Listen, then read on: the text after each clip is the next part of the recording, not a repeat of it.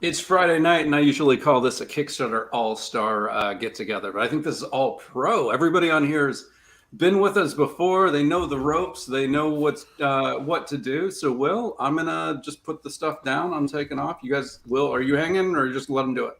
I'm just gonna let him do it. I was gonna Yeah, go read something, It's just yeah. I'm gonna rewatch Sandman, Calliope, and Dream of a Thousand Cats one more time. You guys have a great night. You know what? I'm not gonna do that. Mick, Brant, Frank, welcome back. You know the drill.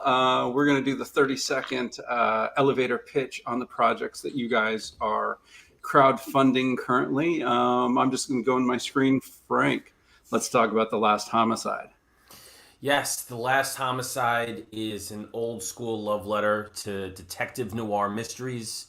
There's no sci-fi elements or fantasy elements. It's just straight two cops on the grind. They're trying to solve the murder of a crime boss's son before the city erupts into all-out war. So the last homicide refers to one of the detectives is retiring, so he wants to solve this one last case before his city erupts. Nice. Mick, what is Royo Cheeks?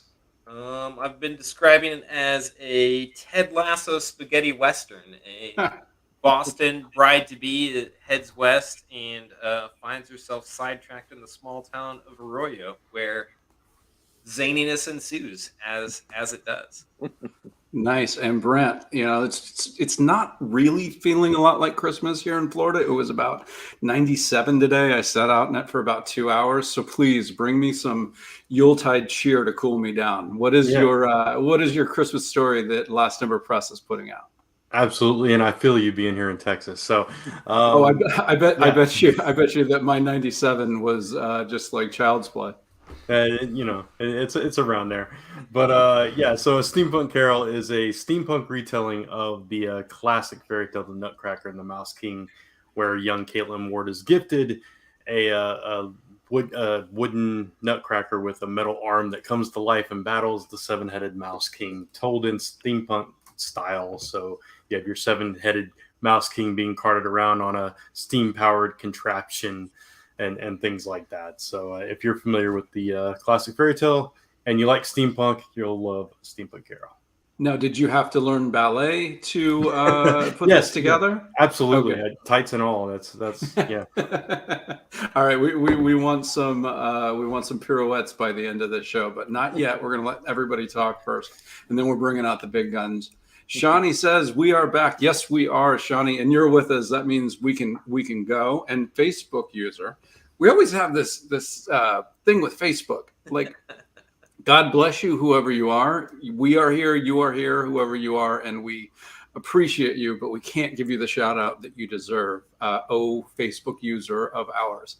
I don't know why that happens. If I knew, I would help people not have that happen. But you know what? That's IT, and that used to be Will's department, but he's off into greener pastures. So I guess we're just going to live with it. We were talking about streaming shows in the little studio, but the streaming networks in the studio. So no spoilers. We're not going to talk about. We thought we were done talking about Sandman last week, and our good buddy Neil Gaiman just threw out an extra hour with two stories. So half of Dream Country that Will and I told you to go read if you had watched the season and loved it. Half of Dream Country is episode 11. So I say get on it. You can watch those too, because just as always, if Neil Gaiman did it, I love it. I have no filter. Aerosmith and Neil Gaiman could do no wrong. Yes, I even love the friggin' Don't Want to Miss a Thing. I admit it's not a great song, but I do not admit that I don't love it. So, but let's get off of me and let's get into I want to talk about Royo Cheeks first, because the art style that you bring to this, Mick, feels, and maybe it's just the coloring, but it feels different from your other work, and I thought it was really intriguing look for this book. So what went through creating this book with what I thought was a different look for you? Because I started working on the book specifically to chase a different look. Nice. I was working on what was it? I was working on a book, and no, it was Hollow. I just finished Hollow. Just finished. I finished working on Hollow September 2019, and I allowed myself to wallow creatively until April 2020, and I was like, I should do something. Right. I wanted to try something a little cartoonier than I've been doing before. So I started out with the line art trying to be a little looser, bigger movements, focus more on silhouettes, less on like clothing folds and everything, simplify faces, like trying to chase this like cartoonier feel to it. And then I got about 6-7 pages penciled, and I was like, I think it would look good colored. So I haven't colored my own comics work before. Like I'll color illustrations here and there. Typically, I don't like color, but I thought I would try to color this one. And because it was, it's got kind of like that cartoonier, less realistic look to it, I was less afraid of the color. It's like they can be vibrant, they can be mismatched. I'm not gonna. For the same reason I like to draw fantasy is that I feel like I don't need to use a ruler for the perspective work because it's fantasy, Right. That because it's a cartoon, I don't need to worry about color theory. It's a cartoon. What does it matter? So that's like was my approach to the book, was trying to push myself in into areas I hadn't tried before. Did that cartoony style you were chasing inform the comedic approach, or did the comedic approach inform the cartoon style? It was the approach informed the style. Like I knew I wanted to try some cartoonier. Hollow had been a little more serious. Like I guess they kind of like pushed each other along into it. As it initially started as it was going to be a pornographic story is kind of where I was going with it originally, is like, those are big on the internet. People like to buy those. I should make one. So it opened up with a sex scene. Give them what they want. Give them what they want. So it opened with a sex scene inside that stagecoach. But then I got to page like 28 and I was like, there's no more sex in this book. Like, I'm too interested in like these conversations people are having. You can't have a musical with one song.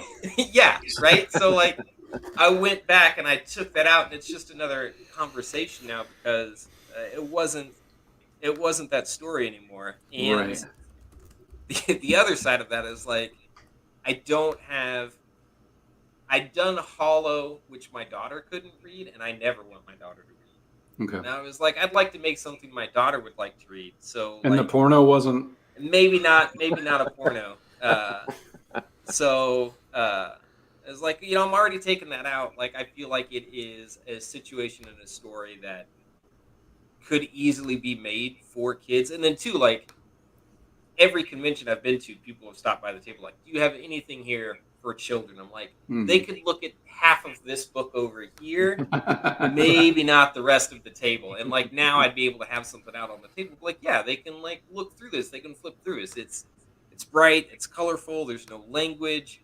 Despite her cheeky name, which again made more sense when it was a porno, there's not, going to be nudity throughout. So like, yeah, I think it would be good for kids. And it feels nice again to make something my daughter not only can read, but would be interested in reading. Because like even my Mars books, like she's zero interest in reading those.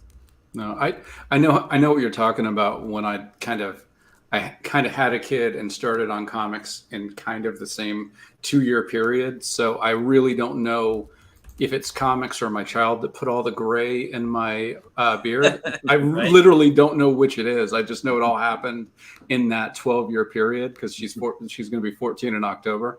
And it's all started as I've been doing both. But I know what it's like. I remember when she was like 4, she knew that Daddy made a comic book and she wanted to read it. And I was like, well, you're not ready for it. You're not ready for it. And one day I saw her in the room flipping through it. And I said, Vienna, you're not ready for that. And she goes, it's okay. I'm skipping all the bad parts.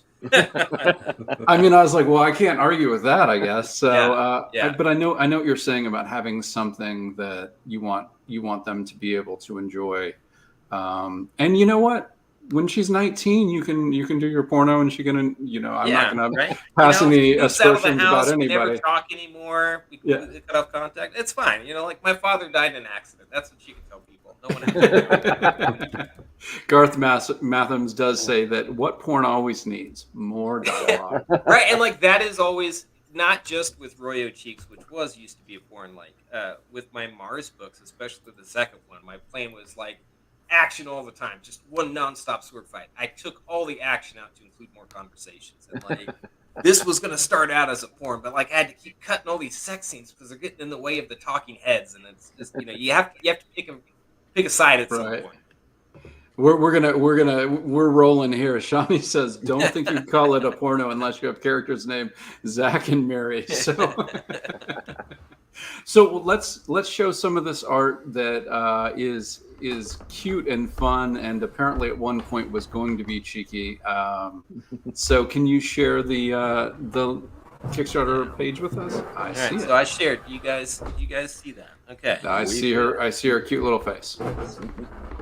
Yeah, so there's Royo Cheeks. That is a clip from the first, my official cover, I guess. There's 3 covers for the book. Mine is the one you don't want because I got covers from Connor Hughes and Emily Pearson, and they're both absolutely gorgeous. I love both of them.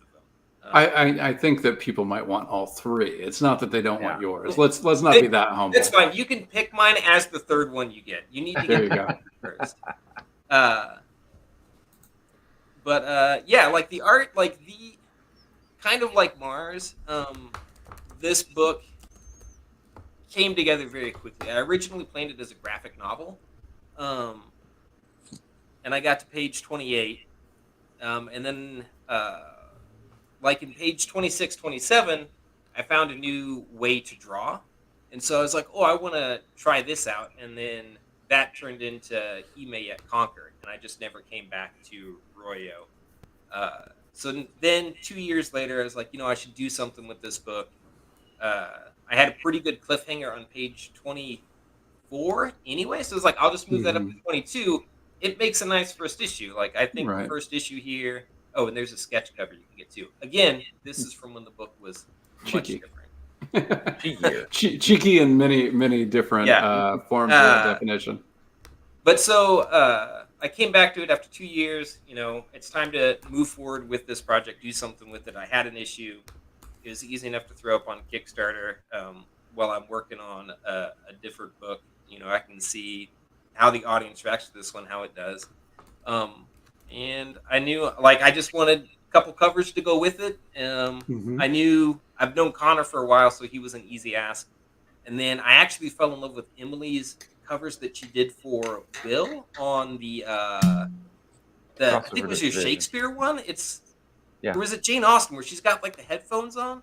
It's Shakespeare. It was Romeo and Juliet. Yeah, loved that cover. So I needed her on my second cover. Which that's about. Are you doing the lettering on this too? Yeah, so everything in this book besides the covers by Emily and Connor is all me. Nice. Letters, colors. So you probably with your Mars stories, you probably talked about this with us, but do you work traditionally on your pencils and inking, or are you digital? And same question with the colors. I'm digital all the way. It's only recently I've started to try to do anything traditionally. I really enjoy the digital process. I enjoy the ease, the comfort, the cleanliness of all of it. I don't really miss traditional work, and I don't understand how someone could do a whole book traditionally. It boggles my mind. But yeah, so these opening 2 pages initially played out very differently. I can assume they did. From page 3 on, the book remains basically unchanged from the first draft. That is really interesting that you kind of looked at the story that you were writing and realized it didn't live in the genre you were writing in. So that's really cool. Is like I'll have an idea, I'll have either a moment I want to work from or a moment I want to work towards. And in this book, it was, I knew what I wanted to open with was a sex scene. So I drew the sex scene, and then I just kind of like drew a page after it, and then I drew a page after that, and I drew a page after that. And eventually I figured out where I wanted to go. So then I just make a list, number 1 to 22, what happens on page 1, what happens on page 2, all the way down. I go into thumbnail based off that, and then I go into dialogue after I have those thumbnails, and that's usually when I find my story, is in that dialogue phase, and my thumbnails will get reworked dramatically. In most cases, like I'll throw out entire pages that I had planned, because where is this conversation taking me? Where is this discussion leading to? What are these characters after? With Royo and with the first Mars book, it didn't happen quite that way. With Mars, less than Royo. Like Mars, I just drew a page at a time and I didn't edit anything. With Royo, I got far along enough that I was like, well, it isn't a porno anymore. That doesn't make sense. What is it? And part of the reason I sat on it for so long is because I wasn't sure what it was until we as a family discovered Ted Lasso last year in September. And that character, the Ted Lasso character, kind of clarified it for me, where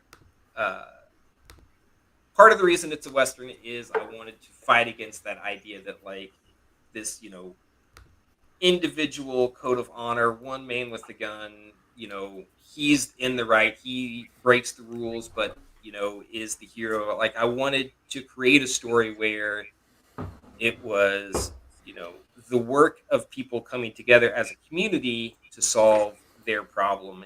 And after watching Ted Lasso, I figured out how Royo does that. And like she comes into the situation where she is presented with violence and everyone else's gut reaction is to respond with violence. Royo is there to say, maybe there's a different way we can approach this. And so that's the story across the 4 issues. I'm playing for 4 issues, and that's Royo's like, we're presented with the situation. How can we resolve this without resorting to the same tactics? And then the story of the town of Arroyo through this 4 issues is, can they learn to respond as a community, or do they, can they only respond in kind to what's, to the violence that's presented to them? That's awesome. That's really cool. I can't wait to see, get my hands on this and read it. And I'll do fan fiction on my own head about, who might have been, There are a couple of deleted pages. Maybe that's the background material in the trade. You can tell. It's safe up to page 92 for your children. After that, not so much. Mick, I don't gotta usually say that behind the scenes story is like a great story in and of itself. If it was like real life, like a porno team decides to try to shoot a porno, and the director's like, "We have Shakespeare level drama going on here," and they just change the movie like in the middle of the set. You know what? You put the pants on. Put the pants on. I have an idea. We're gonna do this scene completely different. Get dressed.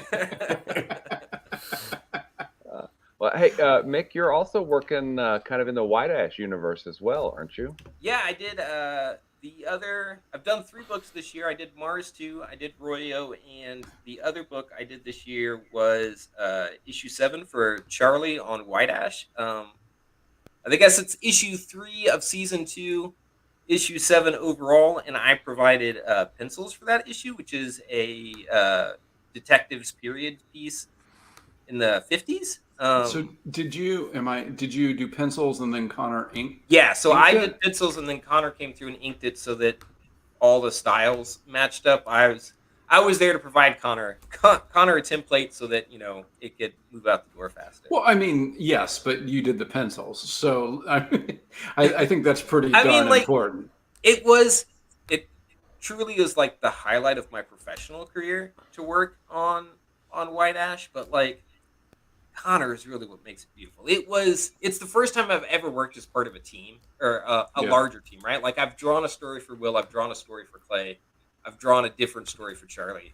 But this is the first time like I just provided one piece of the puzzle as opposed to multiple. And like watching my work be inked by Connor was like magical in its own way. And it's like I didn't know, I wasn't even aware of everything I had put down on the page until I saw Connor bring it to life. And it's like I didn't know that was there. Like I just drew a thing, I was happy with the thing, I moved on to the next thing, and like Connor brought this life to it in the inks that it's just like this was great. It was, besides even being asked to be a part of the team, seeing that transformation of my art inked by another creator was equally as magical. Yeah, Shawnee asked, was it magical and surreal? Surreal? Transcendental. Oh. That's what I would say.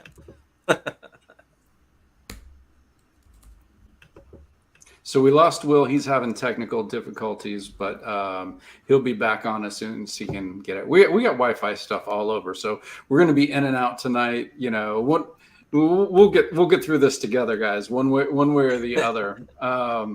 So how long do we have left on this? Where are we at on the campaign? We have 11 days left to go on this one. We just passed the halfway mark. It's been like, it's clearly not as big as either of my Mars campaigns, and like I think it makes sense. The audience for Mars is on Kickstarter. The audience for Royo, I think, is more in that con space where you have the younger, you know, you have like an audience of children who are available for the work. Right. But I really like, kind of like, so I was on Blake's Buzz with Frank on Wednesday, and Frank was talking about how he bounces around between genres and projects and everything. It's like I really admired and aspired to that kind of situation, right? Where it's like I did, you know, space fantasy. Now I've got an old Western. You know, I've got my own detective noir I'd like to do. I've got, you know, a pure sci-fi story I'd like to do. And like kind of, when you're in that position to kind of bounce around and visit the genres and stories you want to, it's really, you know, it was a pleasure to meet someone who's made it work. Yeah, no, I foreshadowing when we get to Frank's, that was one of my questions is, you know, how do you, and I'll let you answer it now. How do you, is it just, I'm excited about telling the story and the story happens to be noir. I'm excited about telling the story and this story happens to be Lovecraftian. How do you pick your next project? It just depends. Like anything else, there's no one right answer towards that. Sometimes inspiration hits and you're just like, I want to do this. In the case of The Last Homicide, I was talking with the artist Pietro, and I said, what do you want to do? And he says, I want to do like a straight detective noir thing. And I have a wide berth of interests. So it's like, sure, like I love the old school kind of Maltese Falcon type stuff. So it really depends on what I have going on and what the stories I want to tell, and also the stories that the artists that I'm working with want to tell too. So it's a combination of things. At any point, was The Last Homicide pornographic? I debated at one point doing like one of those interrogation scenes where things got hot and heavy. Yeah, those can get pretty steamy. I opted against it. Okay. Hey, you know what? And so did Mick. I'm starting to work on my third Mars book now, though, and I'm like, you know what? These aliens have 4 arms. Like, it would be a shame not to dip into this well at least once. You know, it's funny you say that because I was just lettering a book that's coming out next year, and it's a sex comedy. So that should be fun. By the way, thank you. I have this goal in my life to write a sex movie where a lot of people have really great, enjoyable, erotic, steamy sex and enjoy their lives when the credits roll. Like Last Tango in Paris, Sex and Lucia. Like I'm watching, like you watch all these kind of like supposedly respectable erotic movies, and somebody always has to die at the end. There always has to be this, you have to be punished for having sex. And I'm like, dude, we're all adults here. people can enjoy this. Like, why does the audience have to be punished because the characters had sex? So thank you. Write a sex comedy. I will be first in line. I want to read that. I want to talk about the Last Homicide, but thank you. I'm going to talk about this book that you have coming out 13 months from now. We're going to talk about that for the rest. Well, you've got to be back on for this. God willing, Will and I are still be doing this. I want to talk about your sex rom because I really have this strange. I don't understand why sex in media has to be punished. It's a weird book. So basically, everybody has their sex mishaps throughout their life. So it's basically me taking all of those stories and just putting them in one night. Is kind of right. So it's supposed to be real because the way I thought about it, I know we're taking a left turn here, but let's do it. There's so much sex on Kickstarter with sex appeal and sex fantasy, and I'm like, that's not reality. I wanted to ground it in a reality book, and I'm going out of my way to kind of like cover up nudity or to push the sex appeal of this book about sex to the back burner because I don't want it to distract from the actual story and from the actual characters. So it's a book. It's weird. It's quirky, but it has a special place in my heart for what I'm trying to accomplish with it. Well, like kind of with the Mars books, like there isn't sex in the Mars books, but there's nudity all over the place. Right. And I didn't want the nudity to be sexualized. So, like I've tried to draw it as like mundanely as possible. It's like in the original books, like they're just written as like people walk around naked, like because Mars is a hot planet. Why would you wear clothes? And so like I have like dicks and tits all over the place. That's which is okay. That's Alan Moore's specialty. Just have people naked on the page in a completely unsexualized but like like no one's acting on it, no one's responding to it. It's like I try but you also in those books you give the audience a chance to purchase. Don't you have like a not safe for work version? And so I did on the first book. I offered a Barsoomian where everyone's naked and a Jassoomian where no one's naked. I didn't do that physically on the second book, only on the digital version. Gotcha. Because turns out not that many people wanted to buy a physical book where there was no nudity. Gotcha. Okay. Frank, I remember reading in your newsletter that you didn't, and you may have discussed this while I had my technical glitches, but you said you don't really have this love of like detective fiction or the gritty crime kind of stuff, and I thought that was interesting that you would kind of you have this story to tell, but then you this genre that you're not really just absolutely in love with. I would say because it's something that I just don't immerse. I like it and I like enjoying it as an audience member. But when it comes to something like slasher movies or horror, I grew up just completely diving headfirst into that stuff. So I feel really comfortable in that realm of people dying.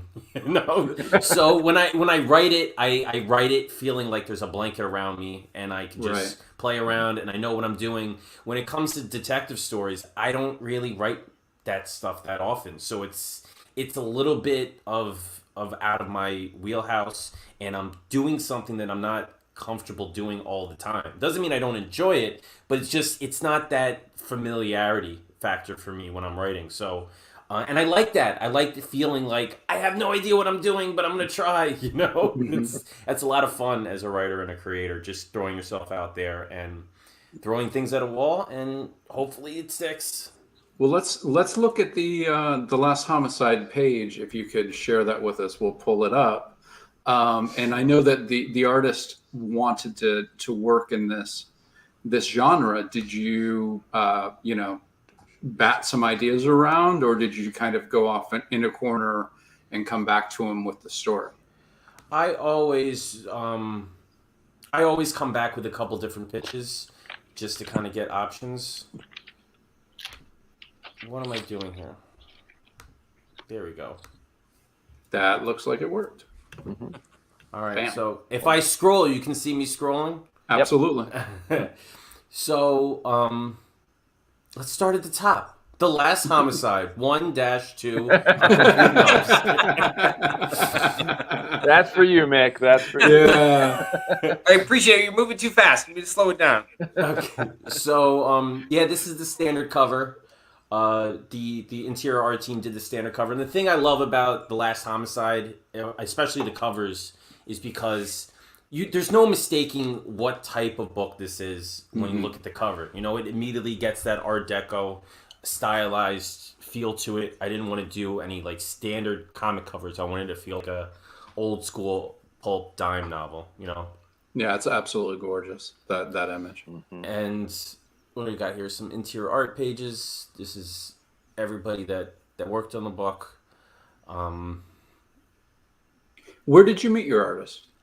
Online, I think. I don't know how people did it back in the day, but I'm not a fan of social media, but for a multitude of reasons, like everybody else. But it's been a boon for just connecting with so many different people, and it makes working on projects really so much easier. So we got new covers. This is something cool. So yeah, this is the standard edition. Pietro did the cover for this one.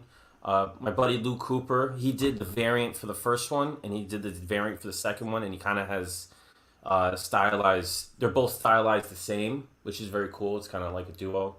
And for all my 2-part series, I kind of do a deluxe edition where I take parts 1 and 2 and I smash them together in like a double-sized book.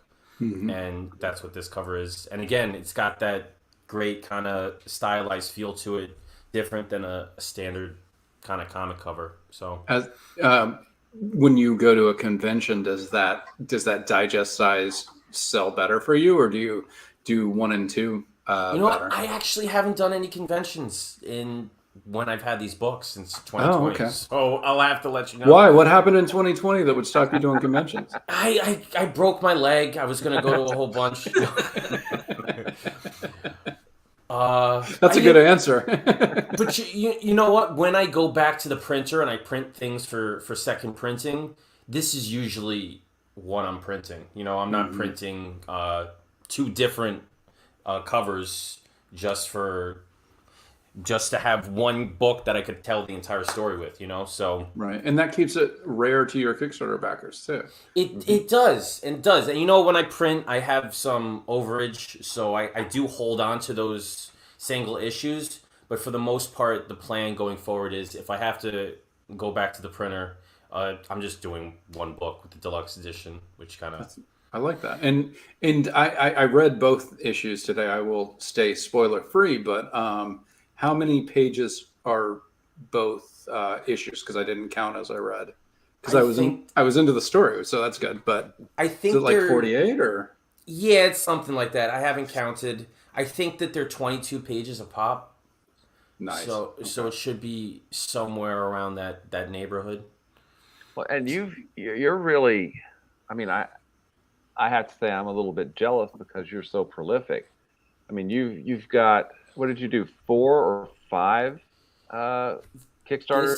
This is my 4th. I did 5 last year. This is my 4th this year, and I have one more for October.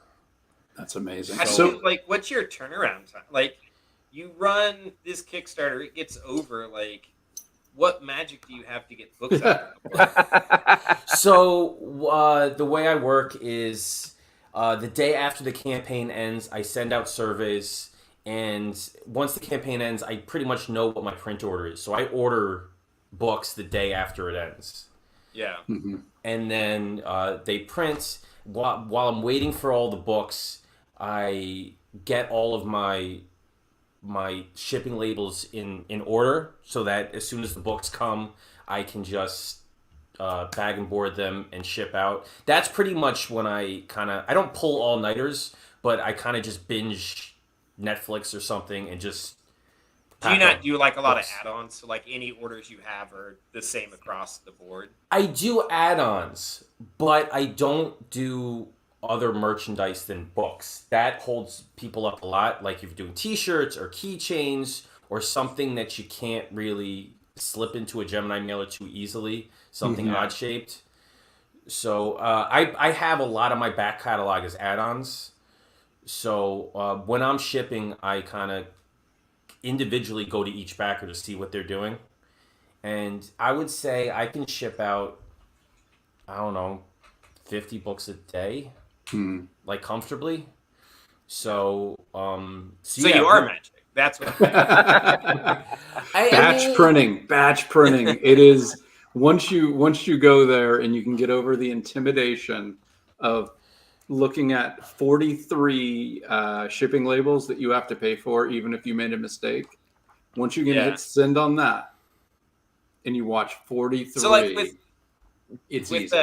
With Queen of Thorns shipping that, like Clay Adams and I now share like a space. No, he just goes by Clay. He's sort of like Madonna on this show. Yeah, but like he held my hand through like this pirate ship process. I was like, oh, this changes everything. Yeah. I my fulfillment process has evolved over time, but yeah, pirate ship and a thermal printer and Gemini mailers is kind of, it streamlines the process a lot. Me too. Now, Will is a big ShipStation guy, but either or is huge. Yeah, any service where you can just put it in and then they just print them for you, it makes things extremely seamless. Yeah. And So now I do want to bring up one comment. Garth says that he backed the Last Homicide just to watch people not eat cake. I hear people are pretty traumatized by that. It came up multiple times. That was a weird comment from Wednesday night when Blake was like, "These detectives are so gritty and on the grind, they don't even have time for cake." Well, is he wrong? I'm not backing the book for the same reason. I want these people to have their cake. If I don't read it, then they get the cake. As long as you buy it and don't read it, they can have the cake. But buy it. You have to buy it. If you don't, I gotta ask you, Kevin, because you said you finished it. Did you like the ending? Yes. Okay, that was a very unenthusiastic yes. Well, because I don't think that any answer I can give on here isn't a spoiler. Well, I know the last thing you're gonna say is no, I didn't like it. This guy that you had, I brought this guy on and you gave me this book. It was terrible. Don't back it. Guys, back this comic. It's shitty, but back it. No. Well, I enjoyed the entire ride. I enjoyed the entire ride, and I enjoyed being surprised by some of the things that happened at the end.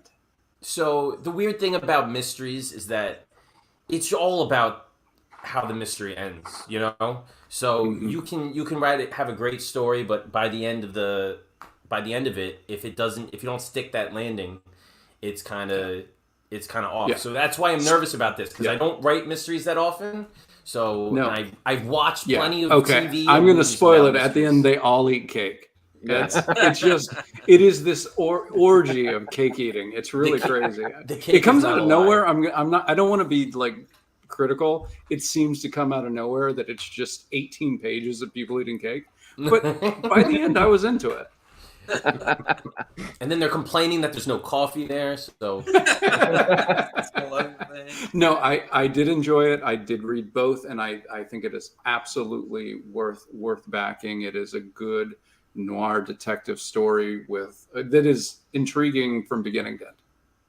But I don't want to say more because I feel like I might take away something from people who would read it. Fair enough. Frank, who do you do your own Kickstarter page design? I do. Yeah. I have I have Tyler to thank for that. I really like your choice of this that Art Deco lettering style. Oh, that one? The font, yeah. Yeah.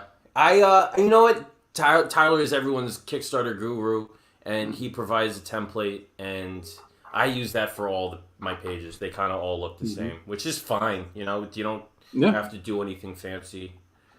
It gets the information out. It puts it in a good order that works.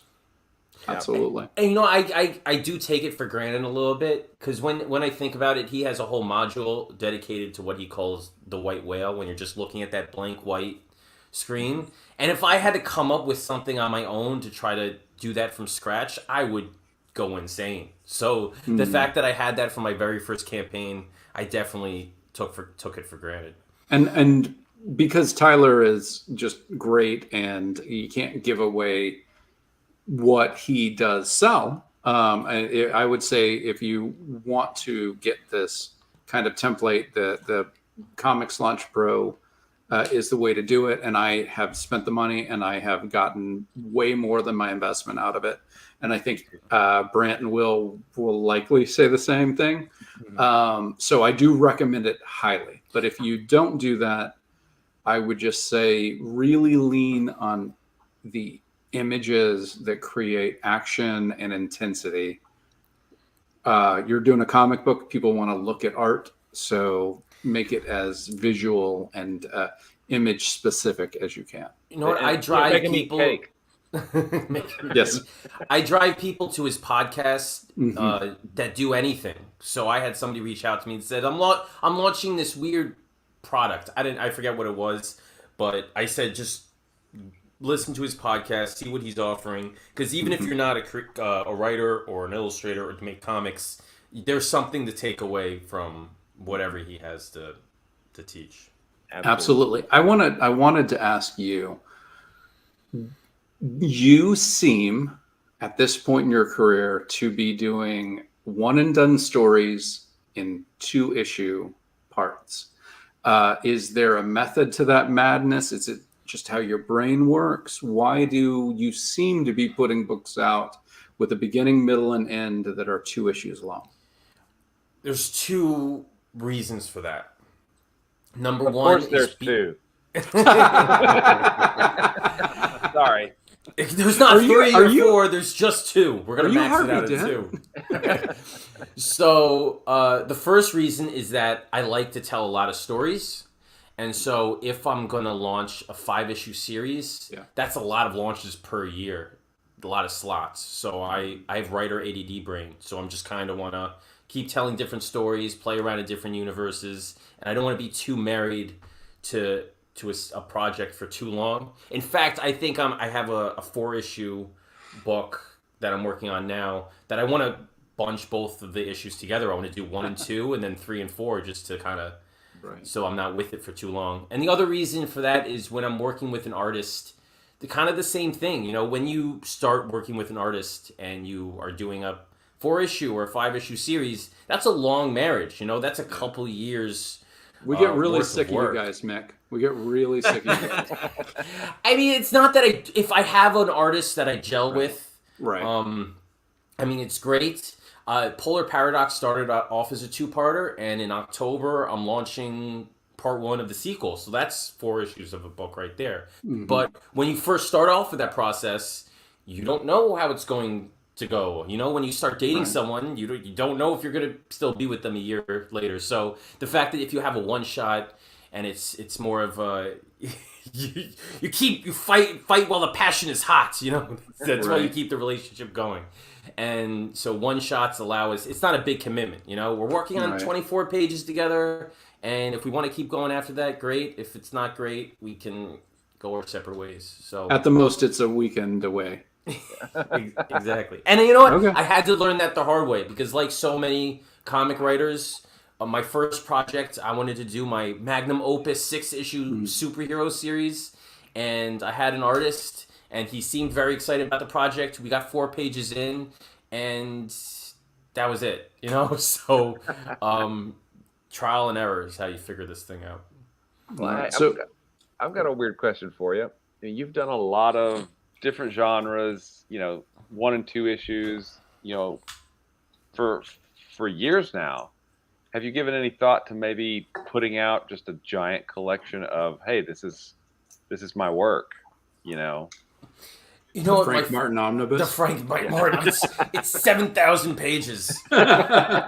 Maybe at some point. My first Kickstarter was actually the trade of my first series, Modern Testament, which was it was with the ill-fated Insane Comics, and I did 4 issues with them, and then so I did compile those into a single book. So, I mean, we'll see. I think the coolest thing, though, rather than compiling them into an omnibus, is just having like a digital library of everything.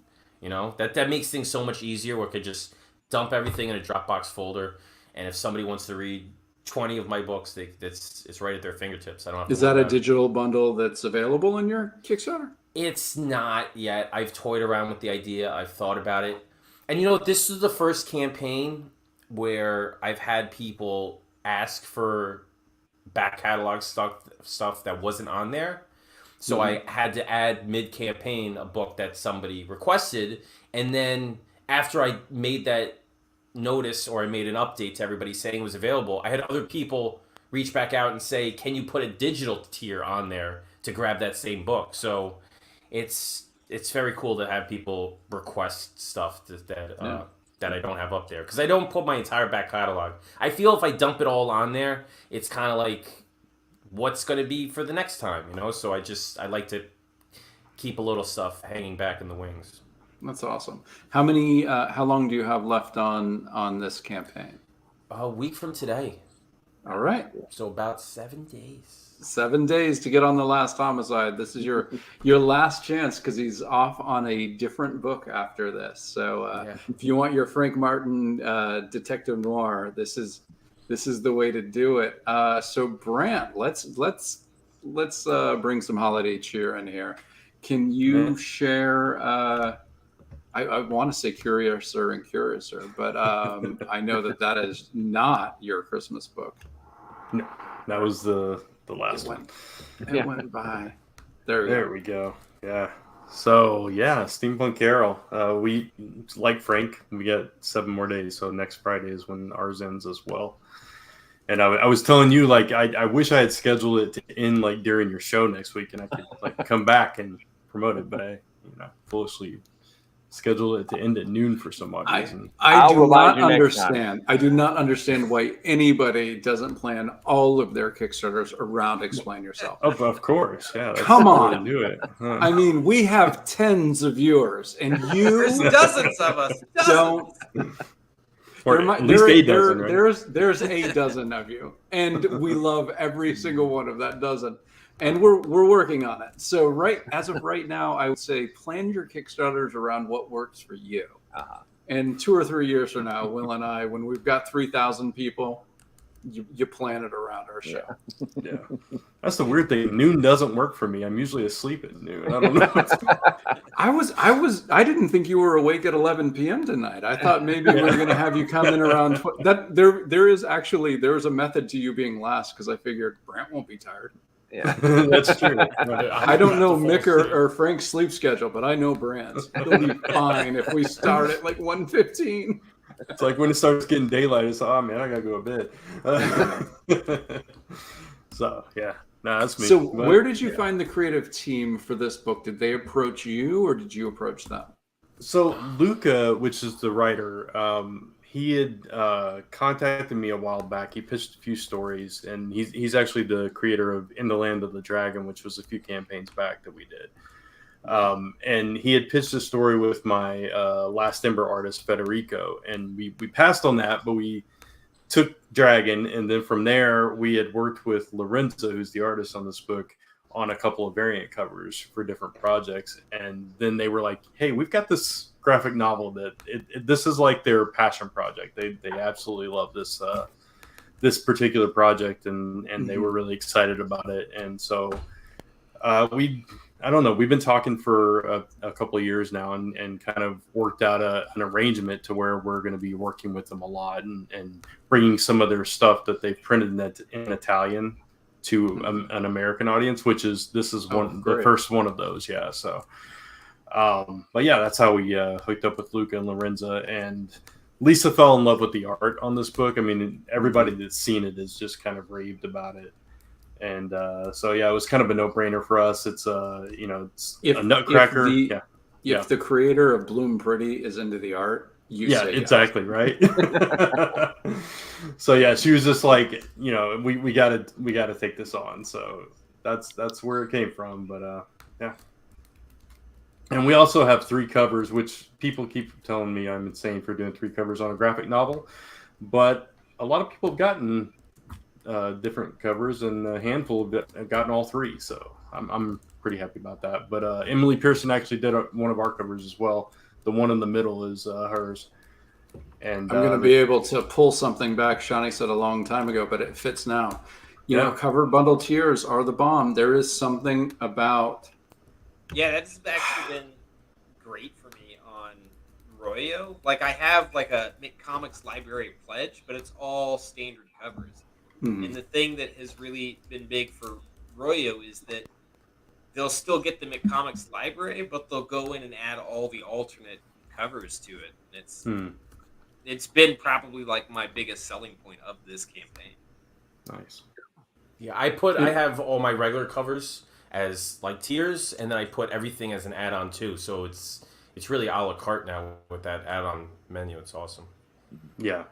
We've been experimenting a little bit with our add-ons. Like some campaigns we'll put a lot of stuff. Other campaigns we sometimes forget stuff. But yeah, like with our variant covers, we don't always put them, and then we'll get asked about them, and we'll have to figure out, pricing and all that stuff. So, but yeah, so this is the Lorenz's cover. I wanted to show them closer. There's a closer look at Emily's.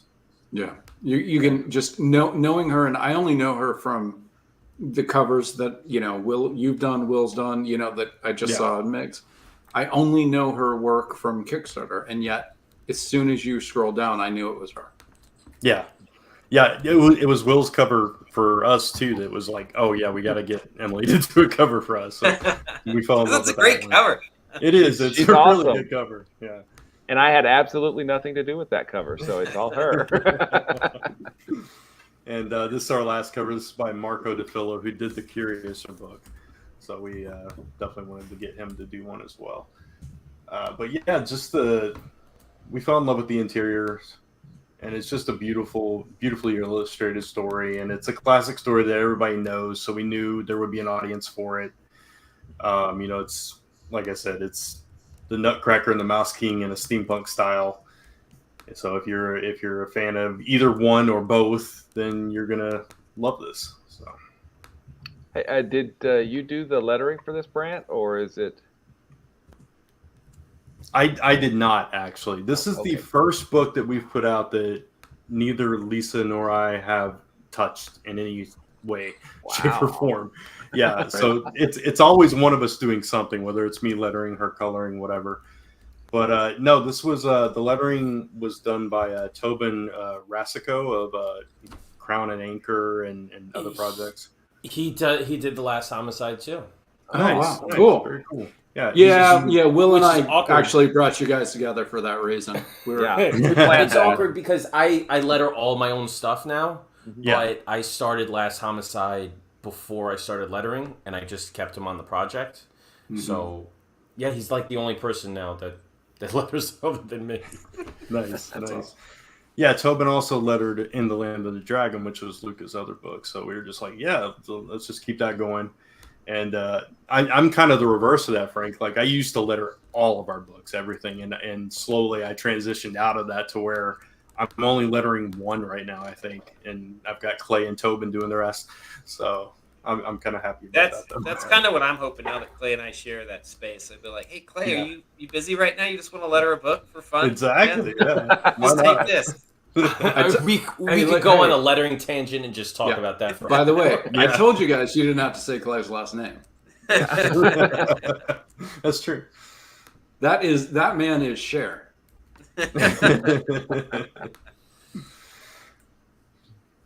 So this is a graphic novel about how many pages? If you said it, I apologize, but I did not say it, so that's fine. It's 86 pages of interior. Wow.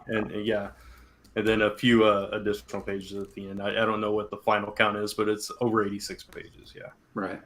We thought about breaking it up, and we actually talked to them about it. It's like we were like, maybe we could do like half now and half like at Christmas or whatever. And they looked at it again, and they were like, "There's not really a definitive place to break it."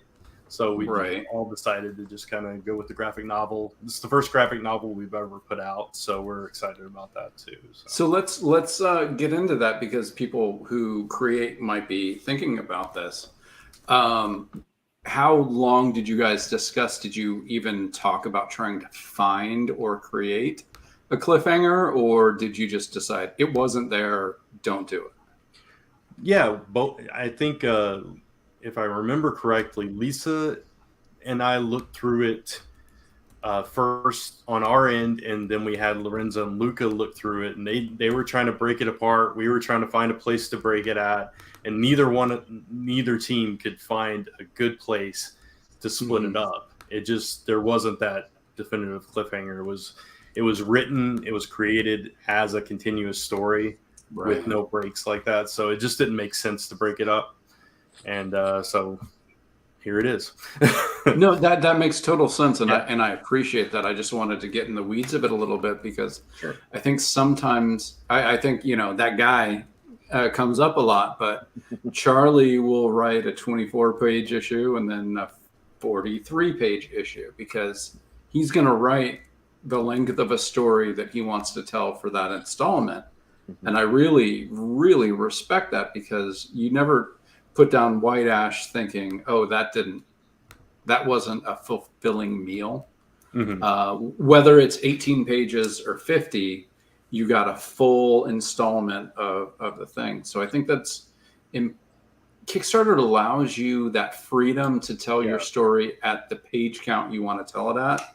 DC Marvel, you're doing 18 to 22 pages. If you want to do it in 24, screw you, you're doing it in 22, Whereas Kickstarter, you can kind of do what you want. I respect it that you did the full graphic novel as opposed to just cutting it off.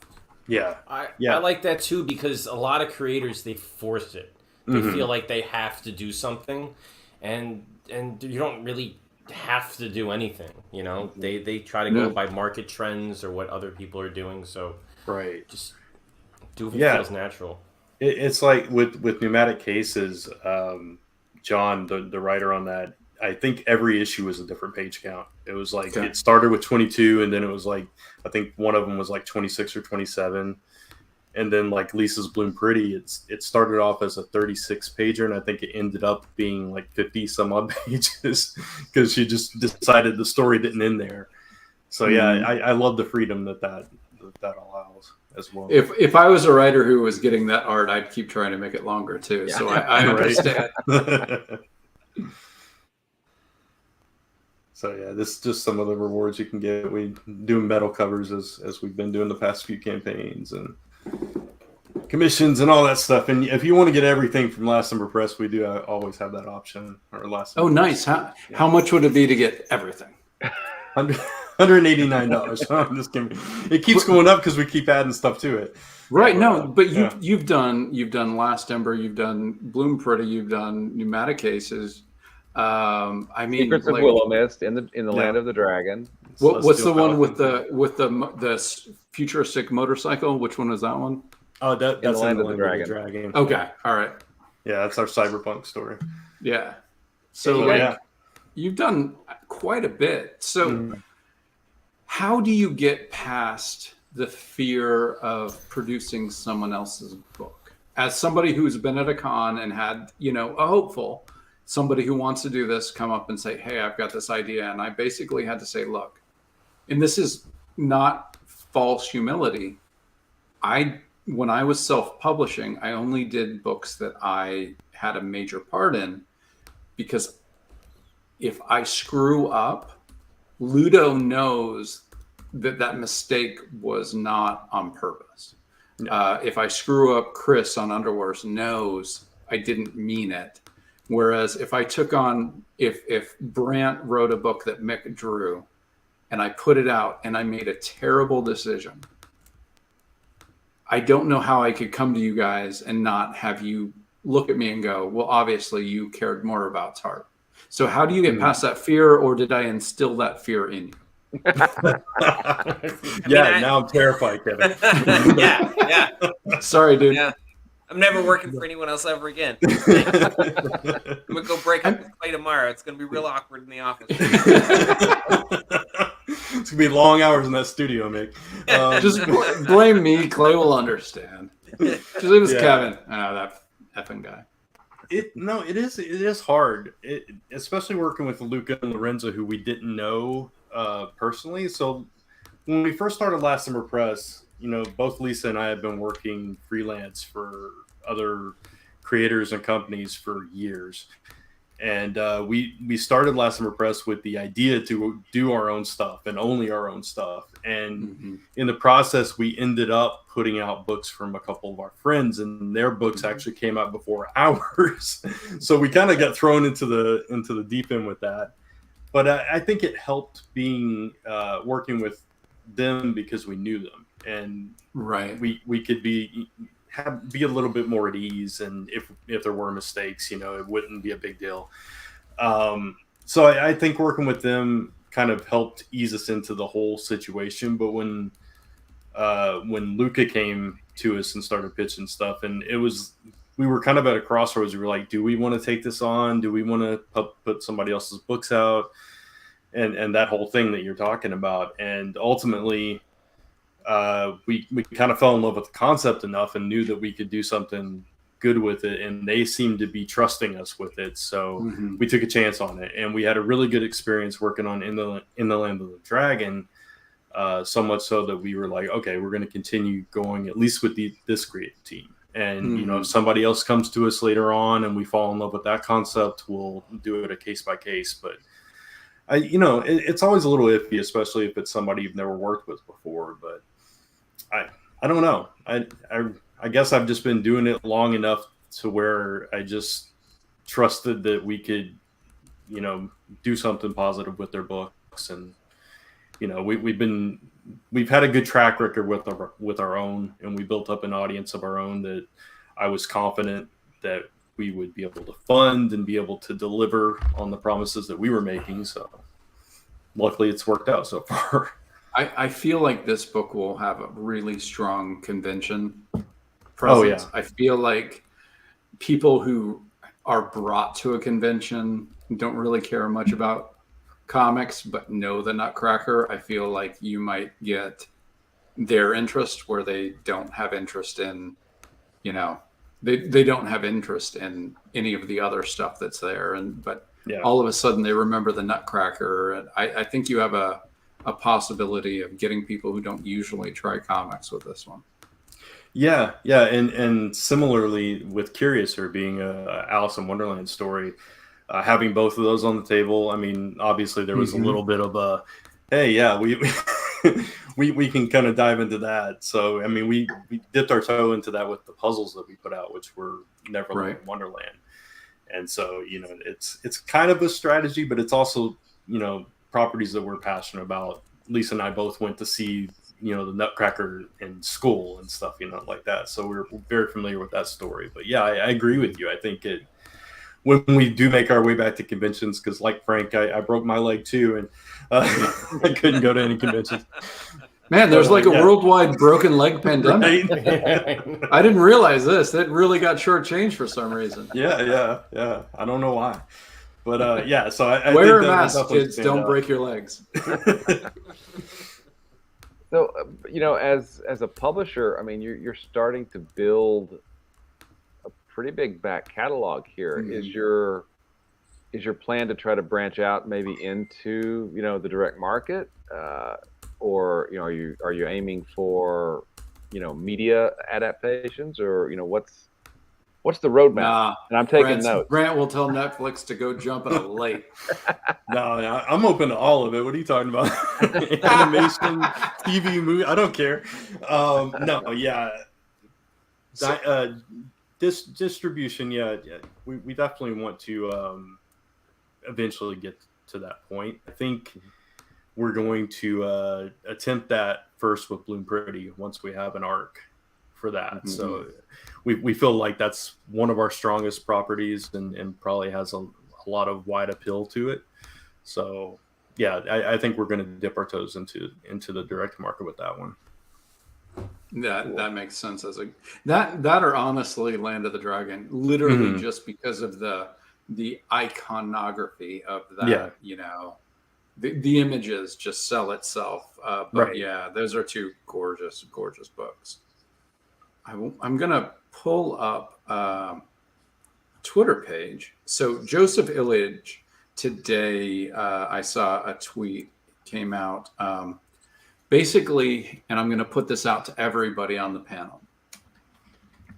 He asked if there was no possibility of a TV or movie adaptation, would you still make comics? So I'm going to ask everybody to answer that question completely honestly and in your own way, with the caveat that there is the possibility, and saying yes or no doesn't mean you would never accept this in the future. So if there was no chance at a TV or movie of Rayo Cheeks or The Last Homicide or Polar Paradox or any of the last Ember books or Crossover Division, would you still make comics? I mean, I feel already like, unless I put the sex scene back in the beginning of Rayo Cheeks, there's no possibility. But also, I don't care. I feel kind of Alan Moore about it, where like I make comics and they make movies. Like Okay, so you will turn the money away. You will not accept the money because you said you were Alan Moore. Okay, that is on record. Okay, guys, Netflix, you can get mixed stuff for basically free. so cheap. Yeah, I mean, like, I've seen good adaptations and I've seen bad adaptations, and the last adaptation I saw, was Sandman, and that was fantastic. The adaptation I saw before Sandman was Wheel of Time, and that was abysmal. And I don't care. I would cash the check, obviously. I haven't gone full Alan Moore. Never go full Alan Moore. Partial Alan Moore. But like, if you go full Alan Moore, you're in your attic talking to demons on LSD. Yeah. Which I like to make comics. Bad. Like I'll have more comics to make tomorrow, and I've already got a list of books I would love to do, and I know I'm not going to get to 7/8 of them because I'm going to come up with 8 more ideas before I get to that one. And it's like there'd always be stuff I would work on if I could work on when I would work on it, but I don't know. I mean, like, yeah, like I'll throw, eventually I'll throw so much stuff out there that it's like, yeah, why aren't they knocking at my door? But also I don't care because I've got something else to do. I'm in kind of like a special situation as a trophy husband where I don't need to work on comics to support myself or my family, so I feel like I can be a little more casual about it. We don't all have that jawline. We don't all. We can't Am all I just bringing like it up live on our good? looks, but it looks good. I'm not. You got a little silver-haired fox on the show. Yeah. I mean, as long as she thinks it looks good, that's really the only thing that matters. But yeah, like I don't know that it's ever. I've never picked a project or a story or done anything to a project or a story to, make it palatable to a studio. I also live in Arkansas after having lived in Missouri, after having lived in Kansas. So, like, I don't understand big cities or how people live in big cities or, the entertainment industry as a concept. So, like, it's never been a factor for me. Yeah. I do have good news for you. I don't think porno scripts pay that well. So taking the sex out of Rayo Cheeks probably did not impact your bottom line as far as, I shouldn't say Hollywood, but South Central LA where they shoot some of those. I don't think you're giving up that much money. So Frank, if there was no chance whatsoever of your comics ever being adapted, would you still do those? I would still make them if there was no chance that anybody would ever read them.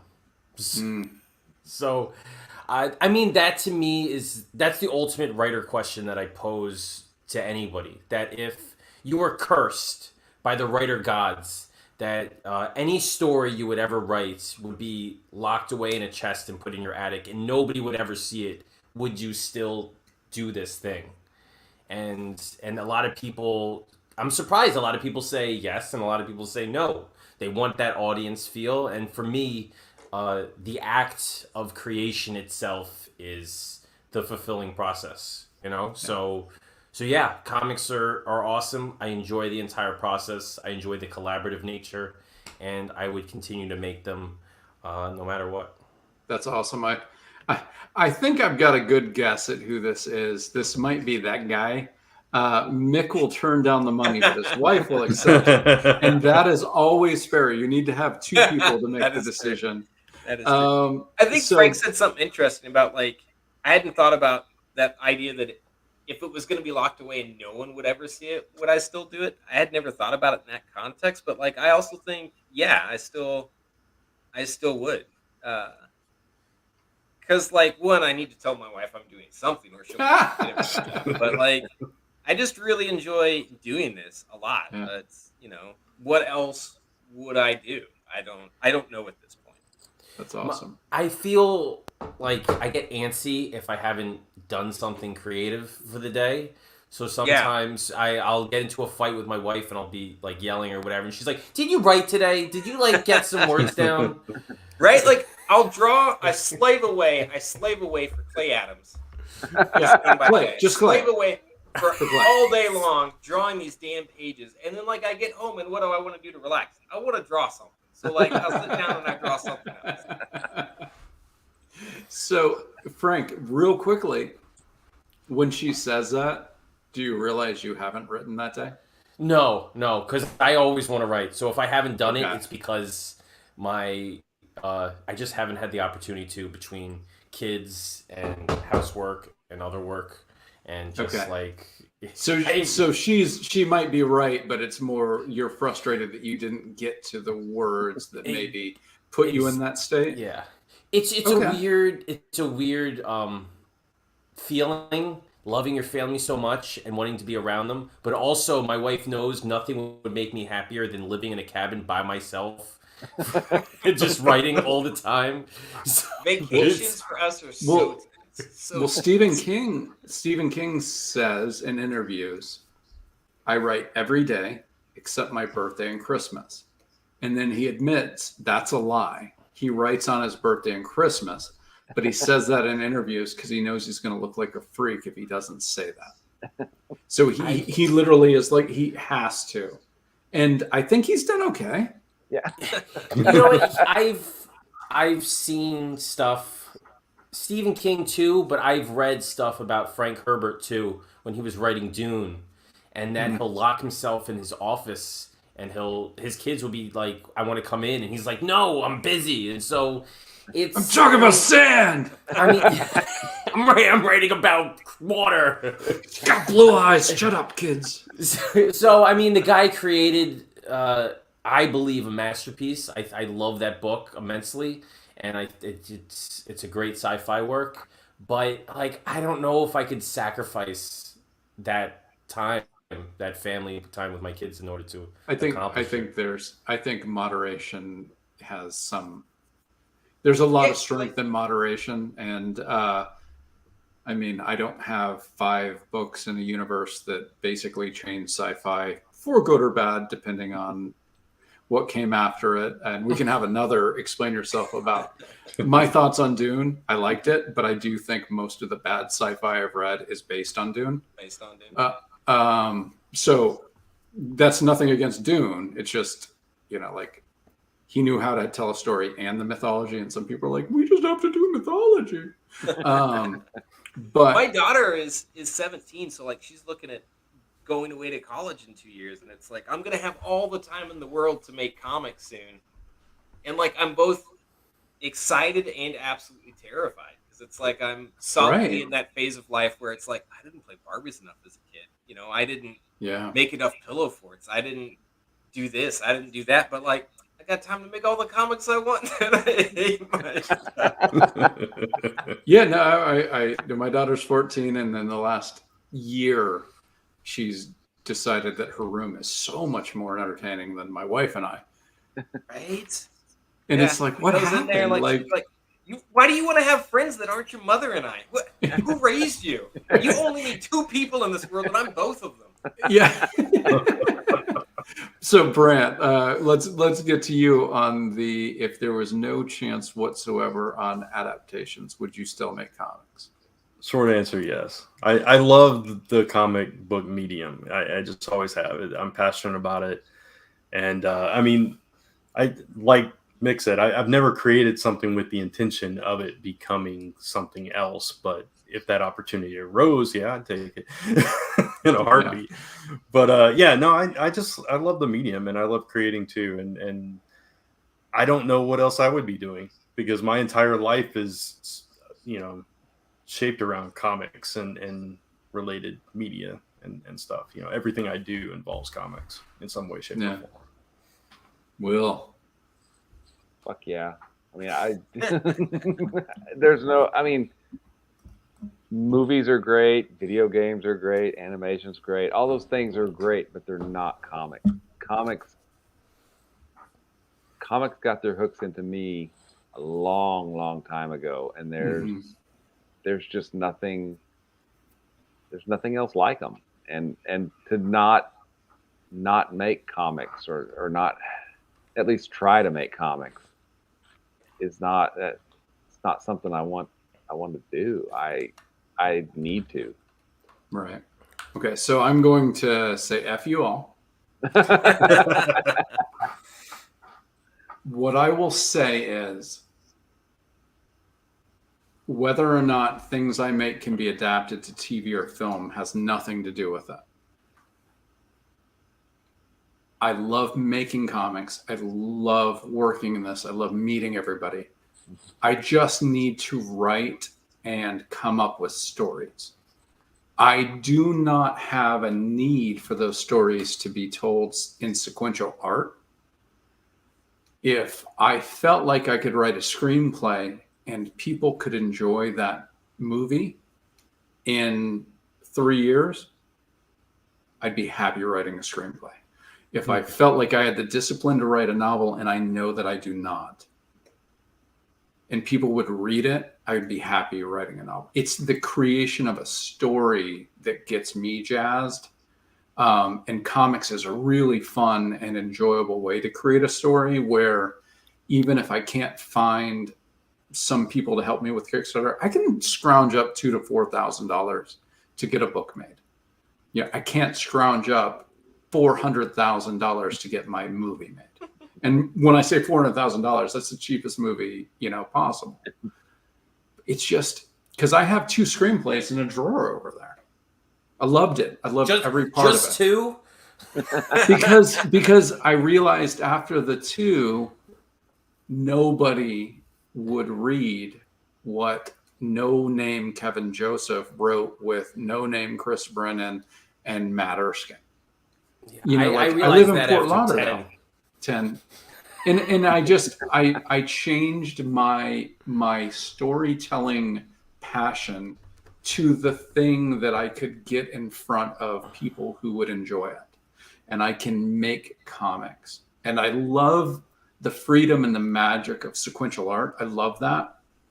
But I would love if I could work on Saturday Night Live and just write sketches. I would love if I could work in a writer's room and tell. It's just the creation of stories is what gets me jazzed. Yeah, I kind of I imagine when the climate finally collapses and we're knocked back into the Stone Age. My second career. What? That's February of next year, right? Yeah, February next year. Yeah, right. Guys, finish your comics really quickly. I imagine my second career is going to be like Christian Bale in Reign of Fire. I'm just going to be reenacting Star Wars on stage for a bunch of kids because, what else am I going to do at that point? I can't make comics anymore, but I got to do something. So I really love what you guys said about comics. I just really wanted to come at it from a different angle, but it is true. And yes, if Steven Spielberg wants to call me, I'll put my phone number up on one of the banners. I will take the calls because nothing makes me more excited than the thought that I could write every day for my living, as opposed to I help my brother run his business because that's what he cares about, and that helps me, pay for my house and food and all that boring crap. But I would happily tell him to find somebody else to do that if I could. Have you thought about a career as a trophy husband? I cannot recommend. You know what? My wife has told me, first of all, you're not attractive enough to do that anymore. And also, like maybe when I was 26, I might have been able to do it. I wasn't a bad looking young man. Shit kind of fell apart. So I'm just going to hang out where I am and be very happy with what I've got. So before I got into making comics, when I was in college, I was heavily into machinima, which is, it's basically like real-time animation. So that's a fancy way of saying that you can make a movie using a video game. And my video game of choice was Halo 2, and there was a big machinima community. And that was my way of basically making films cheaply. You know, I was a college kid in my dorm, and I would write scripts, and we would go into a game, and we would act them out. And I had a recording device where I recorded the game onto my computer, and I edited it. So I gotcha. I can see how that could happen. Yeah, so I was able to write scripts with soldiers and vehicles and all this stuff that you see with a blockbuster movie, and I did that for a couple of years. And that was my creative outlet before I started doing comics. So yeah, I feel you. And writing a screenplay and knowing that it's a long shot to actually see it get developed is one thing, but that was one way for me to do it on a budget, and it was a lot of fun. And I have them all saved on a hard drive somewhere, and sometimes when I'm wasted, I like to take them out at 12 o'clock at night and say, look what little young Frank used to do. I think somebody has the world's most unique Kickstarter add-on. You know what? That's not a bad idea. I should run a Kickstarter for all my old videos. It's something unique.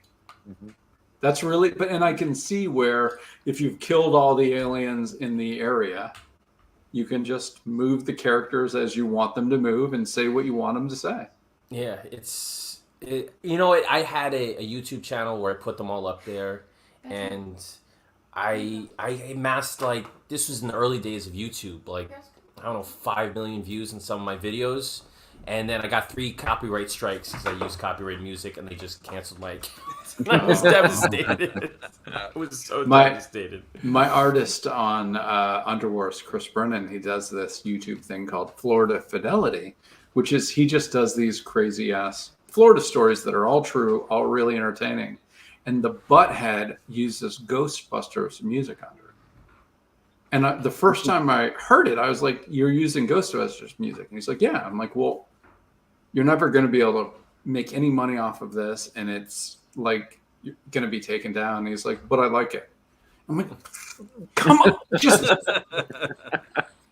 It is not intrinsic to the story, but I like it. Like, I want to strangle him. I love him so much, and I want to strangle him because he keeps doing these things, like using Ghostbusters. It's funny in order to connect these two worlds. I don't know how long it was. 15 years ago, I wasn't the only person that liked to do creative stuff for this, and so I met a guy who would do scores for my films through these videos that I was making.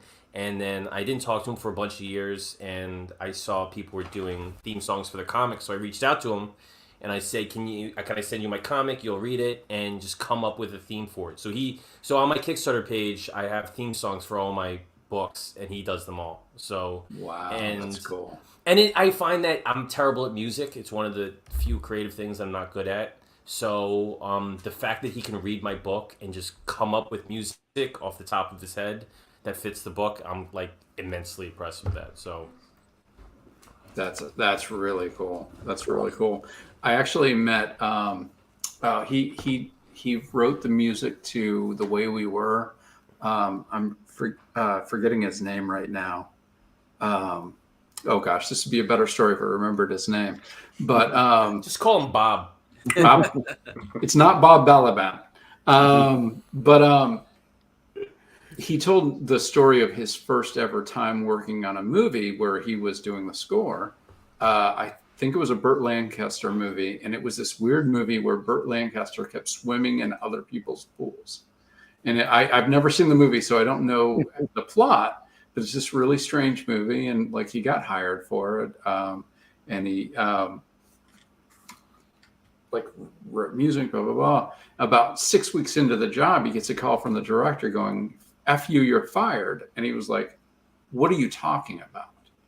He's like, "You're fired. You haven't done anything." He's like, "Well, like, I've been working every day. What are you talking about?" And he's like, "Well, you're supposed to show me what you've done." He's like, "Well, I've done like 80 minutes worth of music. You want to come over?" And the director came over and he showed him, based on the thing they'd done, all the music. He's like, "Well, that's really good, but you're supposed to tell me you're working on it."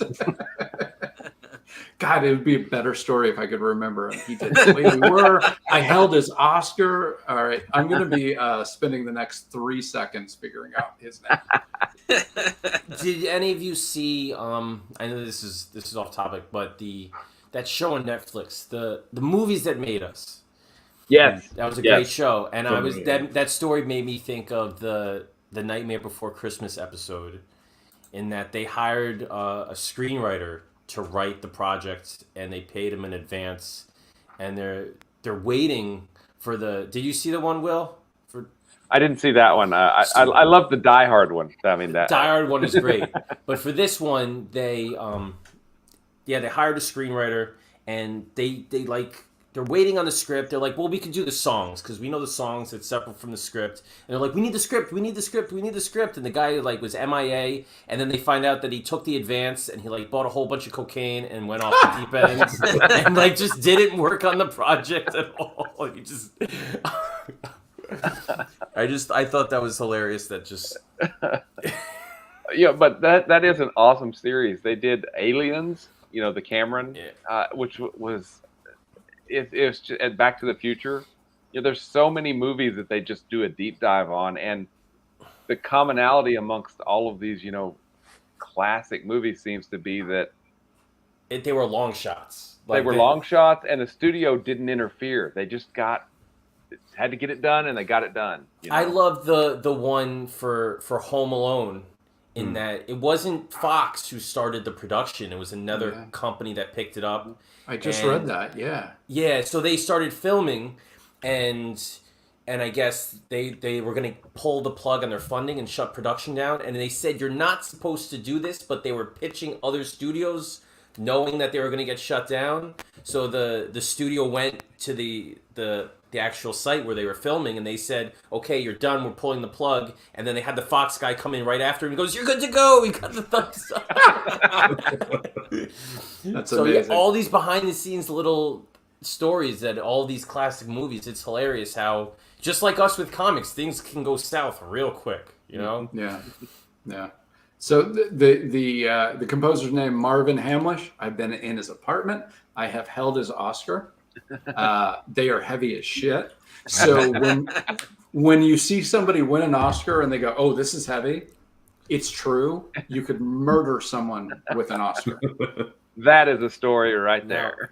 I have always thought it could be a story. I'm not saying none of you should write it. You can, but you could absolutely bludgeon someone to death with an Oscar. I love that tip, Kevin, because now when I get nominated, I'm going to start doing curls before the show. It'd be so embarrassing to hand it to you. Just immediately drop it. I bet it's at least 17 pounds. It is so extraordinarily heavy compared to what it looks like. But he let me hold it. Marvin Hamlish, he's a nice guy. Can't remember his name all the time. Real nice guy. So that reminds me, best adaptation, worst adaptation. We've all Wheel of said Time, Sandman's pretty worst great. adaptation. I absolutely hated it. Everything about it. Besides being a bad adaptation, it was awful on its own merits. Which Best one? adaptation? Which Wheel one? of Time. Oh, Amazon The one Prime you Wheel talked of about. Time. Okay. Best wouldn't adaptation? What? No, what? Huh? I was going to Then it- say, if you're going to stick with it, go. Go with I don't- best, and then we'll go to Frank. Yeah, I don't know. I don't know that I have a best. All right, then shut Last up, of the Frank. Mohicans. Last of the Mohicans was excellent. Stay alive. I will find you. All right, Frank. Best and worst. I wouldn't say worst, but it's I on my would. mind right now that I was immensely disappointed with Y: The Last Man adaptation. I was I didn't even watch that because I found out it was canceled, so I didn't even. I was looking forward to it, and I liked the first episode, and I don't know, they did their own thing, and it didn't really work. Okay. You know what? They had a huge political angle, and with like Democrats and Republicans fighting over control, and I'm like, I could just turn on the news. Like, I don't need to watch this. Okay. Interesting. All right. Best adaptation? I don't know. Right? That one is harder. Why is that one harder? I don't know. There's a lot of stuff I didn't read, but I like the shows. Like, I like The Umbrella Academy and Lock and Key, but people who read the book said that they weren't like fans of the adaptation. So Right. it's kind of tricky. It has to be something that feels like even when they make a choice that wasn't part, it's true to the spirit of the thing, which is Will and I talked last week about Sandman. That's what we kind of sang its praises, that even when it made a choice that was different, it still felt very organic to the spirit of what Sandman was. And, you know, this is not a spoiler. Will and I were saying, you know, like, they changed some things at the beginning that made it feel more like Sandman than the first couple comics feel, because it kind of grew as a comic, and then Neil knew what it became and kind of worked around it. So I just feel like if you change something, it has to feel organic to the spirit of the source material, in my opinion. I could talk. Let's just talk about worst adaptations. I could go all day. I got plenty of them. Yeah, I was just for thinking, it popped into my head was that Stephen King novel, the time travel one where the guy goes back and tries to stop JFK from being assassinated. 1963, something like that. 11, whatever. Yeah. Yeah, I read the novel, and I could talk about that on its own merits, but then I watched the Hulu did a miniseries adaptation, and I'm like, this is pretty bad. Like, oh, okay. Yeah, I think people just see Stephen King. One of a Stephen King one is my worst, but we'll get to it. It's not that one because I don't know the source material of that one either. Yeah, I didn't like The Shining either, the movie. I like the book a lot more. Oh, okay. Interesting. I feel like Stephen King is at that level now where they're like, Stephen King put out a new book, let's make the movie. No, but my favorite thing about The Shining is, I think, what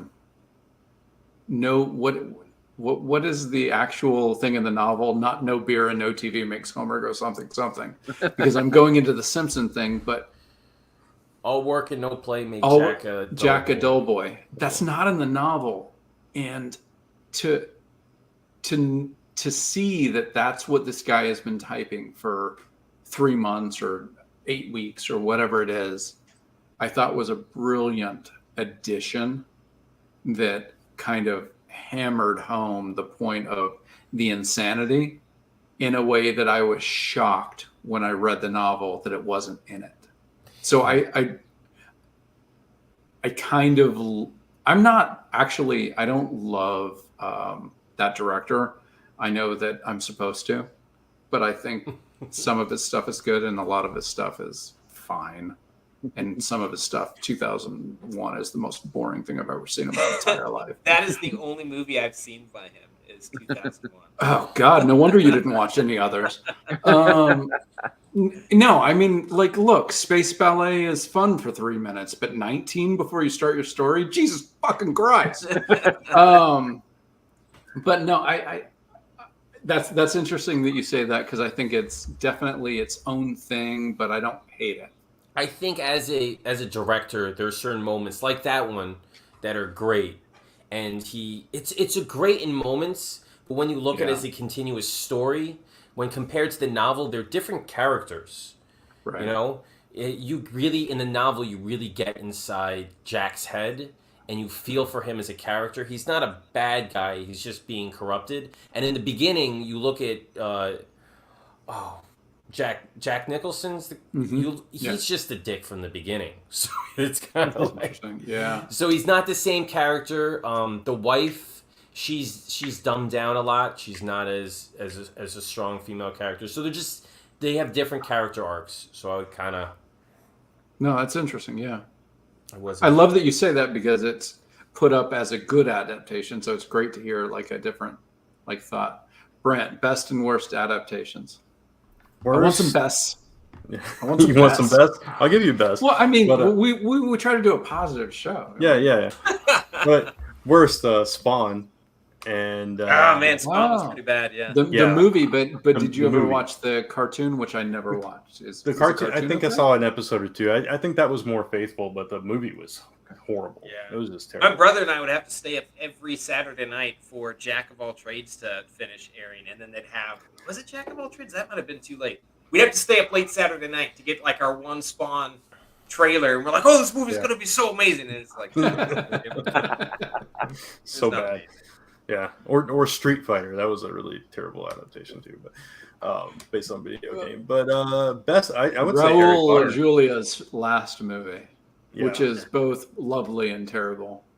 yeah. You know, like somebody who just gave us the best stuff ever. But if you watch it right now, Chun-Li looks exactly the same. Yeah. She's 30 years later, she looks exactly the same. It is insane. Dick Clark has nothing on her. You know, if you want to talk about some of the animated adaptations, I thought Batman Under the Red Hood. I thought the movie that they did was much better than the actual comic. think That's they my really- favorite DC animated film. It's very because I watched the movie first and then I went back into the comic, and then the way that they brought Jason Todd back was different. They changed it, and I'm like, this. When I read the book, I'm like, this doesn't make any sense. Well, the actual magic of Jason Todd coming back is flabbergastingly stupid. I'm only talking about the comic. I haven't seen that movie, but like literally like Superman Prime punched reality and Jason Todd came back to life. I want to strangle whoever did that. The repercussions of Jason Todd coming back and kind of having an axe to grind with Batman, I love that. Was that Greg Rucka who did that that run of Batman? I don't remember. So Whatever it was, Black Mask was the big bad, Yeah. and it is my favorite like Batman run. But I haven't seen the movie, to know how they change things. I think they Punching reality makes me want to fucking strangle my computer right now. I think for the movie they keep that aspect, and then they change the way he got brought back. I guess they realized how stupid it was. So Yeah. it made a lot I more thought, sense. Which of was the not best. Greg Rucka. That was some crisis of some name. I think that was Jeff Johns' It was Final Infinite Crisis, Crisis? right? Ano- It was Final. another No, it wasn't Final Crisis. It wasn't Final Crisis? It was No, Next It was Crisis to Infinite Last. Crisis. Because Next Crisis to Last, I believe. An ultimate crisis. Part 2. Final Crisis was a New Gods Grant Morrison thing. Infinite Crisis was the Jeff Johns. Oh yeah, you're right. It was That is- Infinite Crisis. It Yeah. has to be Infinite Crisis because I read Final Crisis #1 and I went, I don't understand anything. I that's don't happening. like. Yeah, I'm not. And I put it away. I'm not a Grant Morrison fan. The more Grant Morrison I read, the less I like any Grant Morrison I've read. Thank you. man. Same, honestly. I don't enjoy. his Holy style. shit! I thought I was in the craziest minority ever. But I I thought it I a great was too. adaptation. I'm not a huge fan of him either. But you know what? I watched that show, Happy, with the Patton Oh, with Oswalt. Patton Oswalt Yeah. and the Yeah, that was a great. That's Morrison. his best story. That's surprisingly better, yeah. that- I haven't read that I've the ever story, read. but I watched the show. The show was very good. Right. I haven't watched the show. Haven't read the comic. It's my favorite Grant Morrison. I did enjoy his Batman and Robin run. The short run. It's okay. So I have a bias here that is so petty and awful. I have like 2 big 2 stories in my head. That's it. I have no other big 2 stories. One is a Daredevil story. The other basically became Battle of the Cow. And I was so friggin' sad that. So yeah, you're never gonna get your shot. why should I? Because Grant Morrison is a better writer than me. Even if I don't like his books, I can say he's better. and he already told the story. But yeah, that's why I still have a Daredevil. So I thought of a great adaptation, and that is The Thin Man. Daredevil, Ben Affleck's Daredevil, right? Also No. not Ben Affleck's Daredevil, but 1934's Thin Man with William Powell and Myrna Loy is a great adaptation. I have heard that is one of the greatest like early movies ever. Somebody I think on the show talked about it as being Yeah, their... it's like it is one of my top 3. Like I have 3 movies. Was it you? Mick, It was you've me. been on the Could have show. been me. Did you I bring will it up? always- Because I somebody will said always it. sing the praises of this movie. Thin Man, Rear Window, and Without a Clue. 3 favorite movies. Like if I catch even 2 seconds of any of those movies, I'm committed. I am gonna sit down and watch the whole thing. I would rather how I give up am my with- child than pick Yeah. a movie. Whoa, from that's that a list. big statement. But Kill Bill is the way with me. If I turn on any moment of Kill Bill, I hope they're not showing both movies because I'm sitting here for 5 hours. Because you're there, I yeah. cannot turn it off. All right, Will, best and worst. Worst, there's a lot of bad adaptations, but Yeah. I was really, really, really disappointed in the John Carter adaptation. Really, I really Mixed liked that comic? film, actually, but I never read the book. Thanks, That's Will. really I'm never rough, coming man. back. Screw you guys. No, it was, and this is, hugely personal because that was the book, that series of books I read to the boys every night when they were young, and we went through all of the John Carter books, all 11 of them, like 4 times, and their 16th birthday was the Friday that it debuted. So we went. It's their 16th birthday. We're there, and You had the theater all to yourselves. There's no almost. one else. Because But there was we- no promotion at all. we were so exactly. We were so hyped for this because we know those books inside and out, and they mean a lot to us. And then it's not that it was bad. It's just that it wasn't good, Mhm. right? Yeah. So and they made some interesting choices. No nudity. Well, Yeah, exactly. there's that. What I know about those things is there's dicks and tits everywhere. Exactly. Dicks and tits. Yeah, it's the secret sauce. But it was strange. They were building it up to be a trilogy or be however many movies, and Right. but it just never. It didn't seem to have the spirit of those books, and I understand. The first book is basically a travel log, so trying to adapt that with the 3-act structure and all those fun things, blah blah blah. But I mean, Michael Chabon. Okay, who's the director for? Little Nemo or Finding Yeah, Nemo? Andrew Stan. Yeah, I mean, it had the actors and actresses on it. Awesome, but Most movies it had do some well. decent credentials. Yeah. yeah, I mean, it never came together, and it was the worst thing that a movie could be about. Fighting with swords on Mars. It was boring, right? Oh I mean, yeah, yeah. And as far as, I have to say Sandman is probably, one of the best, it's the most recent, so it definitely sticks out. Yeah, there's recency bias to this, but it's exemplary. Mm-hmm. I mean, it really is. We I talked will about- say this for Disney's John Carter. It was a lot of talking heads, and that is right inside my wheelhouse. I can watch that movie on loop because it's just people talking. They could be doing something. They could be doing literally anything, but they're just talking it out. I'm there for it. Well, So, there. Yeah, there's Shawnee says boring, the kiss of death for an adaptation. Yes. If you're adapting something, it can't be boring. That's the whole point. So the scene in A Princess of Mars where he freaking takes on a whole horde of Tharks, right, by himself.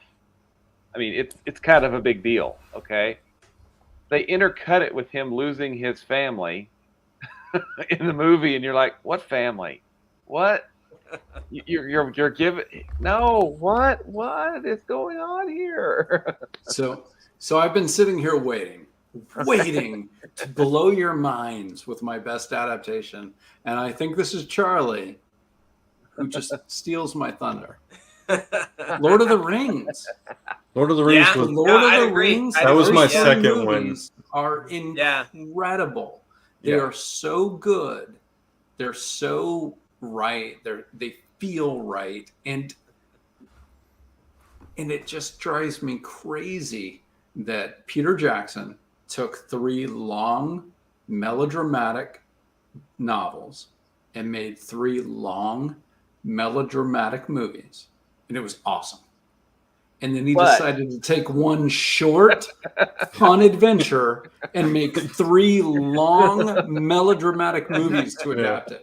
So how did Peter Jackson make the best adaptation and then it's not my worst, but The Hobbit is so wrong for the source material when The Lord of the Rings was so right. It makes me crazy that happened. But yes, Lord of the Rings is amazing. I love it. I keep trying to get my kid to read it so that we can watch the movies together. I'm gonna hold fast to Lord of the Rings. She needs to do the work. My daughter watched the movies first, and then she started on the books, and she would come home every day from school, be like, "Where's the excitement?"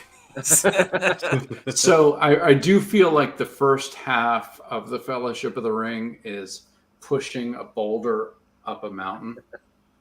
It's a lot of work. Yeah. But once the second half of Fellowship starts and that boulder starts rolling down, the rest of the series is amazing. Yeah. I tried to read The Hobbit to the boys, and I got about a chapter in, and I was like, first off, this was not meant to be read out loud. Okay. the sentence structure, it was just not meant to be read out loud. So the boys were like, yeah, well, can we do John Carter again? Yes. I'm more fantasy in this house. So I've read my daughter The Hobbit when she was young. So Shawnee says that the minute I realized they broke The Hobbit into 3 parts, I never even bothered. Yep. Unfortunately, I feel like that's fair. that was pretty much the right choice. My worst adaptation is Stephen King's original Salem's Lot. It is one of the best novels about vampires I've ever read, and it is the worst crap. Is that the TV movies? Yeah. I hated it, and I hated it at 14 years old. Maybe now that I can enjoy crap entertainment, maybe I'd be fine with it, but I hated it because I made that mistake with Ewoks Battle for Endor. I was like, I loved this movie as a kid. It's time to this is awful. Yeah, it does not hold up. but the Christmas special's still good, right? Oh yeah. Oh. Chewbacca's uncle just kind of masturbating in his little chair. Gotta love the Star Wars Christmas special. Not a fan of the Life Day. I'm sorry. No, Life Day. Thank you. So Sandman is amazing. Lord of the Rings is amazing. I'm going to say the reason that I wasn't scared about Sandman is Good Omens. Mm-hmm. That Good Omens is pretty adaptation was pretty amazing. Mm-hmm. But to get out of my Neil Gaiman thing. Well, I would say it kind of proves what you're about to say is that American Gods, I don't think was, we stopped it after a couple of episodes, just, we'll watch it later, and we haven't ever gotten back to it. Mm-hmm. So, yeah. And he's not involved. He wasn't in control. I said it last week. American Gods was so much fun for the actors to act. I mean, I really think the creators gave the actors the most fun stuff to do, but that series was created for people who had read the novel and not for people who hadn't. And you can't do that. You have to find the spirit of the source material and give it to the people who've never read it. in a way that people who have read it appreciate you. And until the last season, Game of Thrones. Because I would put, as a novel reader, up until the point that the show passed the novels, I think they did a great job of condensing that fantasy into a television experience. Have you ever seen bad lip reading videos on YouTube? I have seen them, yes. So he's done one for Game of Thrones called Medieval Funtime Adventureland. That's the name of it. And I was in the middle of book 5, in the middle of season 5 on Game of Thrones. When I saw that video, I was like, this is the show I want to watch. And I never went back. I didn't finish the book. I've never watched another episode of the show. That short is perfection and is the show I want. And I refuse to dip back in until that's what I get. I think that's fair. If you ever want to do it, just watch up to the end of season 7. So Shawnee asked a question. Speaking of Stephen King, what are your thoughts? What are your thoughts on it? The original miniseries, the book scared the crap out of me. The adaptation, not so much. So, the original miniseries, I would say that Tim Curry was wonderful. The recent movie that they did, we watched the first one. We didn't watch the second one because, in my opinion, when the characters are kids is where that novel sings for me. And when they're adults, it's fine. And I didn't like that Pennywise was just a regular slasher killer. There was no magic. It was just a normal horror movie, and I was very let down by that. But Tim Curry, I'll go to bat for his Pennywise over anything else in horror. I've not read any Stephen King outside The Green Mile and Hearts in Atlantis. I don't watch scary movies without Bela Lugosi, but I went to the first It movie with a. Was he in it? Was he in it? He could have was not, unfortunately. Oh, okay. So I had to go to the first one for a friend's birthday. And I had seen 8 seasons of Supernatural at that point. So I got to about the halfway point in and I was like, the Winchesters would have solved it by now. Why are these kids still fucking around out here? All right?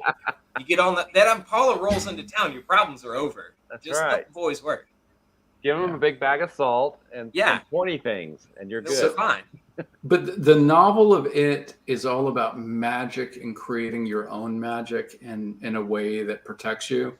And this past movie was, if you run to the right, the dumb clown won't kill you. And I couldn't believe that they had dumbed that down in that way, and I was very disappointed. But yeah, he kind of herky jerked, so I guess that was scary. I don't know. Well, so yes, the new It is the worst adaptation. So, all right, guys, I think we kept you as long as we can ask anybody except for Brant. Brant, I know we can go till 4 a.m. with you.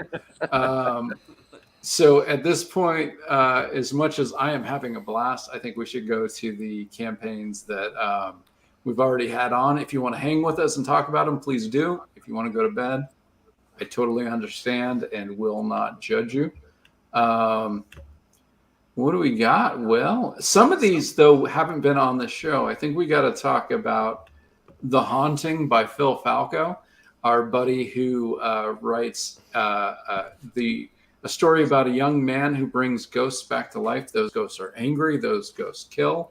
And he does not give a shit. I love this book because the protagonist is a piece of crap. And it's really fun to watch a protagonist who does not care about the harm that he inflicts on the world. Guys, I'm going to take off because absolutely, I'm Frank, keeping my eyes open. Hey, it was a pleasure. Great to see you, and hey, Frank, can't wait. Before you go, can you tell me, did they get the cake in the end? What happened with the story with the cake? Stretch goal. That's a stretch goal. It's a stretch goal. Yeah, I like that. It's the cake is inherently tied to the mystery, so It's very hard to give you. If you Fair. stay until the That's end fair. and we stop recording, I'll tell you with the spoilers. No, I've read it. I know Schrodinger's about the cake. cake. They both get the cake Sandman. and don't get the cake. So Like Sandman, Frank's going to drop us Schrodinger's a cake. third issue with the cake. Adios, guys. Thanks for having me. have a Good night, buddy. Have a great one. Schrodinger's cake is my favorite thing you've said, Will. Oh shit! XL is bringing you Schrodinger's cake. All right, and that means we have to get to Katz, the dancer, young lady whose parents were killed. Basically, spends her life becoming a great dancer and an assassin, and then realizes that maybe she's part of the problem when an assassination goes wrong. So. Psychological action, fun, and Kat's just the greatest. So definitely check out The Dancer. And I'm actually lettering that book. Oh, And- sweet. Or at least that issue. Yeah, that issue and next issue. Nice. I think that's the books that we haven't had on yet. Oh, actually, no. Russell Nohelty is doing Ichabod,